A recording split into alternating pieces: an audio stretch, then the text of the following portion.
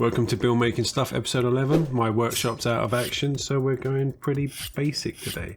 And I'm even sharpening a pencil with a Stanley knife. I had a teacher that did this, but it just doesn't seem to be working. I mean, what the hell?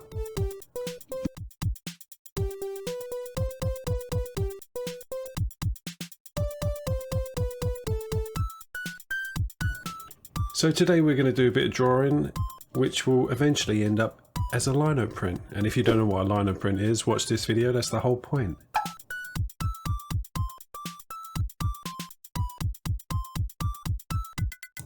So with the workshop out of action, what does that mean for you? Well, one, you won't get to see my face this week. My wife hasn't seen my face for months and she seems ecstatic. And two, no scratch building. I couldn't really get to my junk and my tools, so I grabbed what I could, took it out, and I'm going to do a lino print. Because I thought it was easier, but it actually turns out it takes a lot longer than an actual scratch build.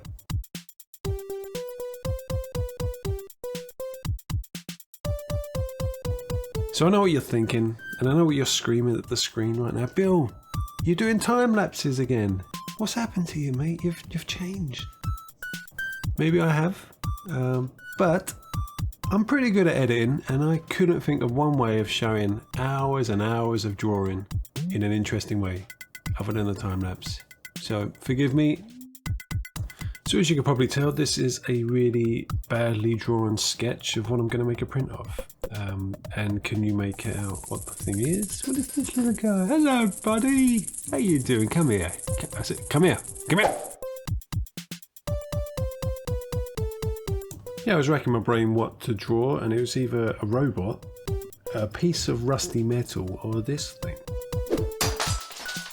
So there are many types of lino in the world. This is easy cut stuff you can get in any art store. And then you've got the traditional kind, like this. It has the fabric in the back. It's a bit harder to cut. And then you've got this stuff that's actually like lino flooring. I've seen people use it. I don't use it. So when using this lino stuff, make sure you use the soft rubbery side, not the hard rough side.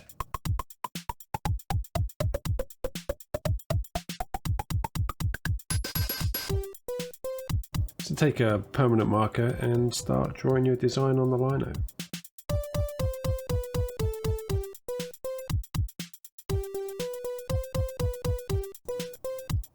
Oh, sorry, I was lost in the time lapse there.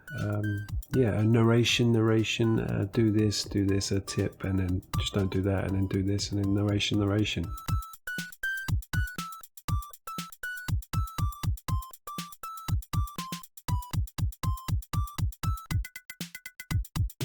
So I like to use a Sharpie permanent marker to separate the image from the background and the foreground, and then colour in bits. But keep your Sharpie handy, I'll show you why in a minute.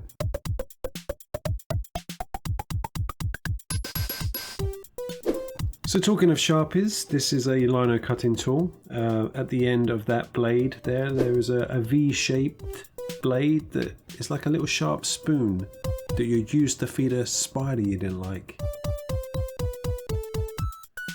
So you take your spider spoon and you gouge out the lino. Anywhere where you don't want ink to stick, you gouge it out. And it's like carving an illustration in reverse, if you know what I mean. You don't, it's fine. So the biggest tip I can give you when lino cutting is stay off of the lines. Don't carve those black lines whatever you do. Leave them there.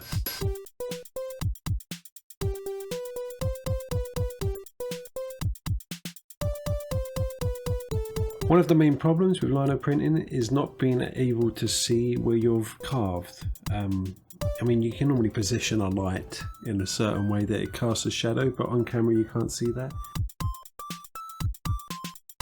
So with the Sharpie I said keep handy, you can sketch over the top of it and see which bits have been cut and which bits need to be cut.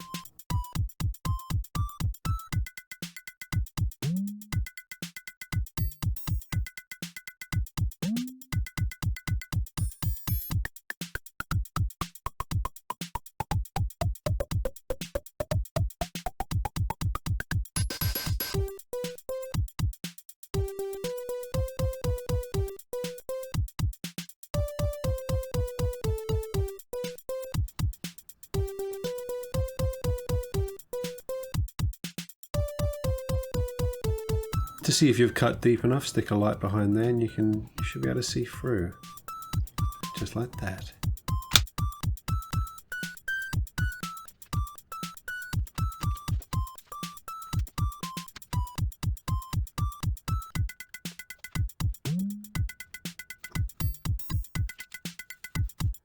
So when carving a curved line on your lino, don't move your whole body around, move the lino around. It's much easier and you get a much better curved line.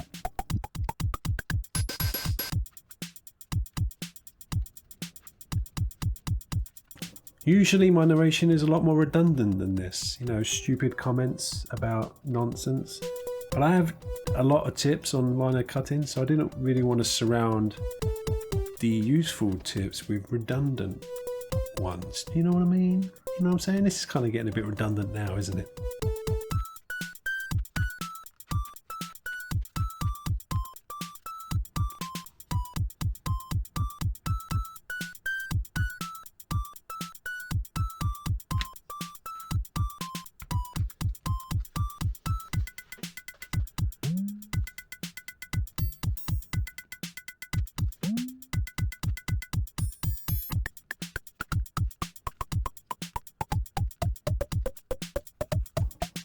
So with most of the image done, I wanted to get bill making stuff written on here, and obviously it's, you know, a backwards reverse version of an illustration. It needs to be backwards. So how do we do that? Bill?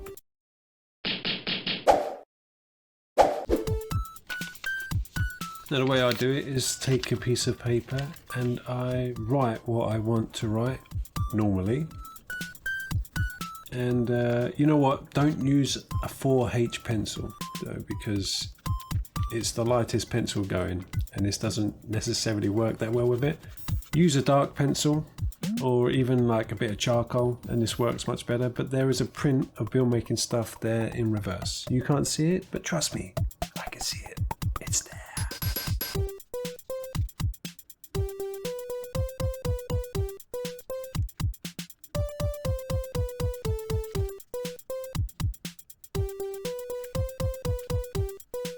Now I know what you're all thinking.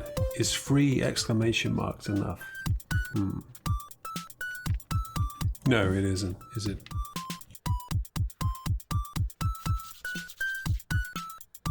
I want to create the impression that the hermit crab is shooting out of the junk pile, so I want to do some lines shooting out.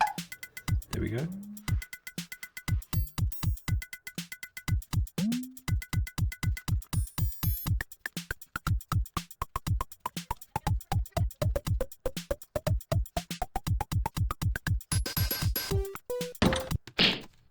Oh, it looks like I've got a comment. Let's have a little read. Hey, Mr. Making Stuff, this is Studson. Got your letter, and I'm more than happy to pay respects to my golden aged elder and the golden age of gaming. What's that for you then, jacks? Hoop rolling? But what do you say we make this 8-bit excursion into a 2-player experience? No challenges, no versus mode, this is co-op, and I'll even let you be player 1, but don't pull a fast one on your baby brother here. That second controller better be plugged in. Let's just have some good clean fun around building something from a classic game. And by clean, I of course mean no rust. Good luck and have fun. Yours truly, little tiny baby Studson, just born yet actually barely your junior. So that was Studson, the son of Stud, Mr. Studio from Studson Studio. And what you just witnessed there was the teaser to our collaboration next week. Info in the description below.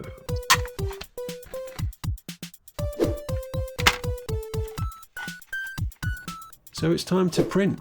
And you need a little tray like this, or, you know, a piece of glass, anything smooth you can roll paint on. Some paint, which is actually a kind of ink.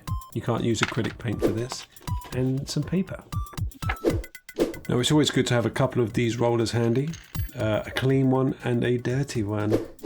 And of course, a wooden spoon. Now a little ink goes really far, so don't put too much on there. That's probably too much, Bill. So you have to roll the ink as thinly as possible. And I'm sorry about this roller, it's my squeaky roller. I use it to annoy the neighbours.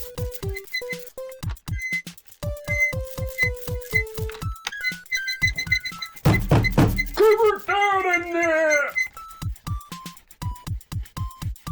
So roll the ink onto the lino, and you want that kind of sticky sound, like this. Yeah, that's it. So I like to use a clipboard to clip the paper in, and you put it on top very carefully. Now take the clean roller, the one you leave at home with the kids, and start rolling the back of the paper. Now it's very important that the dirty roller and the clean roller never meet. And then use your wooden spoon to really rub the details in, and for luck.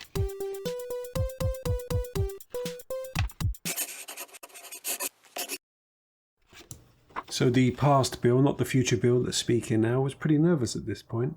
You never know how a lino is going to turn out until you print it, and I gotta say I was quite happy. So that's the beauty of lino print. You have the print, and you can print as many times as you want with whatever colour you want onto whatever card or paper you want.